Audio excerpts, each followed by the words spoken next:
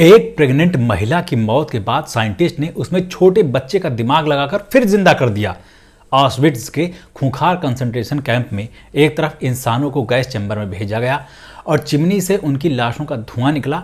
उसी के सामने दीवार के दूसरी तरफ एक नाजी फैमिली अपने बच्चों के साथ कैसे रहती थी, और एक राइटर जिसके ऊपर अपने पति की हत्या का केस चल रहा है, वो कैसे अपने आप को डिफेंड करेगी। सिनेबाजों की दुनिया का सबसे बड़ा त्योहार ऑस्कर शुरू हो चुका है। इसके नॉमिनेशंस की घोषणा हो चुकी है और मैं आज बताने वाला हूं कि इसके लिए जो बेस्ट पिक्चर्स कैटेगरी में चुनी गई हैं उन फिल्मों के नाम क्या हैं, उन फिल्मों में ऐसा खास क्या है जिससे उन्हें नॉमिनेट होने के लिए भेजा गया। एक भारतीय फिल्म भी ऑस्कर्स में गई है, अफसोस कि वो एनिमल नहीं है, लेकिन वो कौन सी है और किस कैटेगरी में है वो भी बताऊंगा। तो लिस्ट शुरू करते हैं सिनेबाजों के रंगीले रतन क्रिस्टोफर नॉलन चाचा की फिल्म ओपेनहाइमर से। ये पिछले साल की मोस्ट अवेटेड फिल्म थी, क्योंकि नॉलन का नाम जुड़ते ही इंतजार शुरू हो जाता है। देखना, कुछ लोग ओवररेटेड भी कह देंगे पट से, लेकिन ऐसा करना ठीक नहीं है दोस्त। यहाँ 3 मिनट का वीडियो बनाने में हलक सूख जाता है। कोई इतनी बेहतरीन फिल्में बना रहा है लगातार कि लोग उसके काम का इंतजार करते हैं, तो कुछ बात होगी। बहरहाल, ओपेनहाइमर एक बेहतरीन बायोपिक थी एटम बम बनाने वाले साइंटिस्ट जे रॉबर्ट ओपेनहाइमर की, वही जिन्होंने परमाणु बम बनाने के बाद गीता से कृष्ण भगवान का एक कोट उठाया था, Now I am become death, the destroyer of worlds. तो ओपेनहाइमर पर नोलन ने पहली बायोपिक बनाई और क्या खूब बनाई। देखने वाले लोग तो काफ़ी धूम धड़ाका सोच कर गए थे, लेकिन निकले तो फिजिक्स, केमिस्ट्री और साइंस के इतिहास की जानकारी लेकर। यह फिल्म बहुत अच्छी थी और इसको ऑस्कर्स में जाना ही था। इसके साथ इसी के दिन बारबी भी रिलीज हुई थी, वो भी ऑस्कर्स में नॉमिनेट हुई है। ये बारबी डॉल की कहानी है जो सिर्फ एक सिंबल है, असल में दुनिया को फेमिनिस्ट एंगल से देखने की कहानी है। ये बहुत कमाल का कॉन्सेप्ट है और आप खुद सोच कर देखिए कि हमारी दुनिया पुरुषों की दुनिया है। यहाँ सारे तानाशाह, बड़े बाबा जी लोग और बड़े नेता पुरुष ही हुए हैं। दुनिया की नाश मार रखी है पुरुषों ने।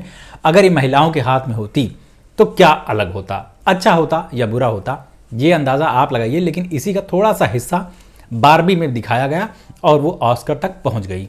एक और फिल्म का मुझे पर्सनली बड़ा इंतजार था, क्योंकि इसमें लियोनार्डो डिकैप्रियो थे और ट्रेलर से बहुत शानदार कहानी लगी थी, killers of the flower moon. इसकी कहानी 2017 में आए एक सच्ची घटनाओं वाले उपन्यास पर बेस्ड है। और ये घटनाएं 1920 के दशक में अमेरिकी स्टेट ओक्लाहोमा में घटी थी। वहाँ ज़मीन के नीचे तेल मिल गया तो लोकल जनता को मार भगाने के प्रयास शुरू हो गए। कई कत्ल हुए। लोकल ट्राइब को अपनी ज़मीन पर पूरा अधिकार था, वहाँ चाहे जो मिले, लेकिन एक पूंजीपति ने पॉलिटिक्स की मदद से उनका दमन करने की कोशिश की, अधिकार छीनने की कोशिश की। यही इस फिल्म की कहानी है। अगली फिल्म का नाम है अमेरिकन फिक्शन। ये भी 2001 में आए नॉवेल इरेजर पर बेस्ड है। इसकी कहानी के केंद्र में एक ब्लैक प्रोफेसर और राइटर है, जिसकी लिखी किताबों की लोग तारीफ तो बहुत करते हैं, लेकिन खरीदते बहुत कम लोग हैं। मतलब लिखता अच्छा है पर बिकता बहुत बुरा है। ये फ्रस्ट्रेट होकर एक ऐसा नॉवेल लिखता है जिसमें ब्लैक कम्युनिटी से जुड़े सारे स्टीरियोटाइप झोंक दिए गए हैं। मतलब वही भाषा, गालियाँ, गैंग और नशे वगैरह। फिर वो किताब दबा के बिकती है और उसके फिल्म के राइट्स तक बिक जाते हैं। बड़ी दिलचस्प कहानी है, मौका मिले तो देखना ज़रूर। अगली फिल्म का नाम है एनाटॉमी ऑफ ए फॉल। ये फ्रेंच लीगल ड्रामा फिल्म है। कमाल की बात कि ये भी एक राइटर की कहानी है जो सुदूर पहाड़ों में बर्फ के बीच अपने पति के साथ रहती है। उस हस्बैंड की किन्हीं कारणों से मौत हो जाती है, जिसकी हत्या का इल्जाम उस राइटर पत्नी पर आ जाता है। अब वह कोर्ट में खुद को डिफेंड कर रही है। कमाल की साइकोलॉजिकल थ्रिलर है, ज़रूर देखना। ऑस्कर्स में एंट्री पाने वाली अगली कमाल की मूवी का नाम है द होल्डओवर्स। ये 1970 के क्रिसमस में सेट है। इसमें एक बोर्डिंग स्कूल का खड़गूस टीचर होता है, बहुत सख्त, हमारे मैथ वाले टीचर्स की तरह। ये ब्लंडर कर देता है कि स्कूल के डोनर के लड़के को फेल कर देता है। बदले में इसे सज़ा मिलती है कि जो स्टूडेंट्स क्रिसमस की छुट्टियों में घर नहीं जाएंगे उन्हें संभालना है। अब सोचो एक खड़ूस टीचर कुछ दुष्ट स्टूडेंट्स के साथ कैसे सरवाइव करेगा। सोच के ही रोमांच होता है ना। फिल्म देखो, बहुत मज़ा आएगा। पिछले साल मेस्ट्रो नाम की भी एक बेहतरीन फिल्म आई थी जो ऑस्कर्स के लिए सेलेक्ट हुई है। इसके डायरेक्टर ब्रैडली कूपर हैं और मुख्य भूमिका भी उन्होंने ही निभाई है। ये फिल्म अमेरिका के महान म्यूजिक कंपोजर लियोनार्ड बर्नस्टाइन की बायोग्राफी है, जिसमें उनकी पत्नी और म्यूजिक के साथ कैसी जिंदगी बीती ये दिखाया गया है। इसके प्रोड्यूसर्स में मार्टिन स्कॉर्सेज़े और स्टीवन स्पीलबर्ग जैसे दिग्गजों का नाम जुड़ा हुआ है, तो समझिए कि कितना बड़ा प्रोजेक्ट था। ब्रैडली कूपर का डायरेक्शन तो इसमें है ही मज़ेदार। लेकिन जो एक्टिंग की है ना भाई साहब, एकदम शिखर छू लिया है। ऑस्कर्स में नॉमिनेट होने वाली अगली फिल्म पास्ट लाइव्स एक रोमांटिक ड्रामा फिल्म है। इसमें आपको इंग्लिश और कोरियन का मिला जुला स्वरूप मिलेगा, वो भी बहुत बढ़िया वाला। इस कहानी में एक स्वीट सा जोड़ा दिखाया गया है जो 12 साल की उम्र से एक दूसरे को पसंद करते हैं और फिर अलग हो जाते हैं। लड़की की फैमिली कनाडा के शहर टोरंटो में शिफ्ट हो जाती है और उसकी पहचान भी बदल जाती है, नाम बदल जाता है। लड़का कोरिया में ही रह जाता है।